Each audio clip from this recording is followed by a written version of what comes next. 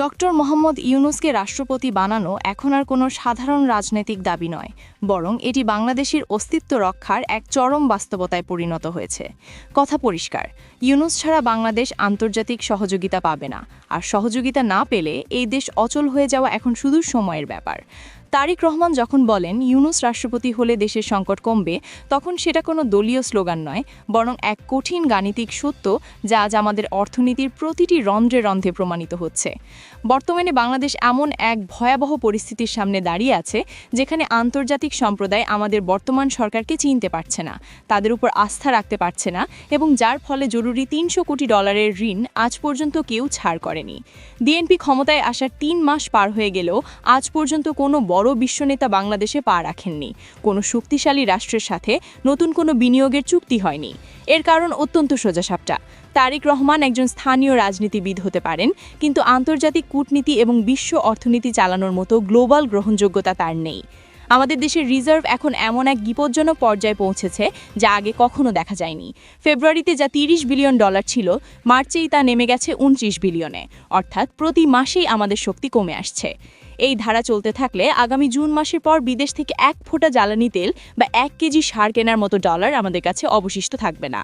মধ্যপ্রাচ্যের অস্থিরতার কারণে বাজারে জ্বালানি তেলের দাম বেড়েছে অস্বাভাবিক হারে, যেখানে ডিজেলের দাম বেড়েছে 250% আর সারের দাম 50%-এরও বেশি। আমরা এক আমদানি নির্ভর জাতি। ডিজেল আর এলএনজি ছাড়া আমাদের বিদ্যুৎ উৎপাদন সম্ভব নয়, আর সার ছাড়া আমাদের কৃষি ধ্বংস হয়ে যাবে। এখন হয়তো আমরা 12 ঘন্টা লোডশেডিং সহ্য করছি, কিন্তু রিজার্ভ শূন্য হয়ে গেলে পুরো গ্রিড কোল্যাপস করবে এবং হাসপাতাল থেকে শুরু করে শিল্প কারখানা পর্যন্ত সবকিছু স্থায়ীভাবে অচল হয়ে পড়বে। সরকার এখন $300 কোটি ঋণের জন্য হন্যে হয়ে ঘুরছে, যাতে অন্তত আগামী জুন পর্যন্ত আমদানির চাকা সচল রাখা যায়, কিন্তু দাতাদের কোনো সাড়া পাওয়া যাচ্ছে না। কেন?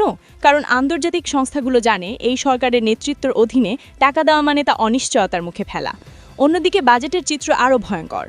ভর্তুকির জন্য যে 59,000 কোটি টাকা বরাদ্দ ছিল, বাস্তবে এখন প্রয়োজন 97,500 কোটি টাকা। এই বাড়তি 38,500 কোটি টাকা জোগাড় করার মতো ক্ষমতা কোনো ব্যাংকের নেই, কারণ ব্যাংকগুলো আগে থেকেই দেউলিয়া হওয়ার পথে। ফলাফল হিসেবে সরকার এখন বাধ্য হয়ে সাধারণ মানুষের উপর করের বোঝা চাপাবে এবং বিদ্যুৎ গ্যাসের নাম আকাশচুম্বী করে দেবে, যা সাধারণ মানুষের ক্রয় ক্ষমতার বাইরে চলে যাবে। এই চরম অন্ধকার থেকে আমাদের টেনে তুলতে পারেন কেবল ডক্টর মোহাম্মদ ইউনূস। তিনি কেবল একজন নোবেল বিজয়ী নন, তিনি বিশ্ব নেতাদের কাছে এক আস্থার নাম। তিনি যখন রাষ্ট্রপতির মতো সাংবিধানিক পদে বসে বিশ্বব্যাংক বা IMF-কে বলবেন যে তিনি রাষ্ট্রটির অভিভাবক হিসেবে আছেন, তখন তারা আর কোনো কঠিন শর্ত ছাড়াই সাহায্যের ঝুলি খুলে দেবে। ইউনূস রাষ্ট্রপতি হওয়া মানেই আন্তর্জাতিক বাজারে বাংলাদেশের ক্রেডিট রেটিং এক লাফে বেড়ে যাওয়া। তার একটা ফোন কলেই বিদেশ থেকে শত শত কোটি ডলারের ঋণ আর বিনিয়োগের নিশ্চয়তা পাওয়া যাবে, যা দিয়ে মুহূর্তেই জ্বালানি তেল আর কয়লা আমদানি করে লোডশেডিং কমিয়ে আনা যাবে। বাংলাদেশ আজ এক ঐতিহাসিক সন্ধিক্ষণে দাঁড়িয়ে আছে।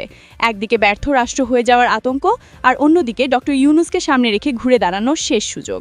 যদি এই সংকটের মুহূর্তেও সংকীর্ণ রাজনীতি আর ইগো ধরে রেখে তাকে দায়িত্ব দেওয়া না হয়, তাহলে আমাদের অর্থনীতি পুরোপুরি ধসে পড়বে এবং বাংলাদেশ এক ব্যর্থ রাষ্ট্র পরিণত হবে। তাই দেশ বাঁচাতে এবং মানুষের জীবনযাত্রা সচল রাখতে ইউনূসকে রাষ্ট্রপতি বানানোই এখন একমাত্র সমাধান। সময় ফুরিয়ে আসছে। সিদ্ধান্ত নিতে দেরি হলে আমাদের আর কোনো পিছু হটার রাস্তা থাকবে না। ইউনূসই এখন বাংলাদেশের সেই শেষ আশা, যিনি এই দুমন্ত অর্থনীতিকে আবার সচল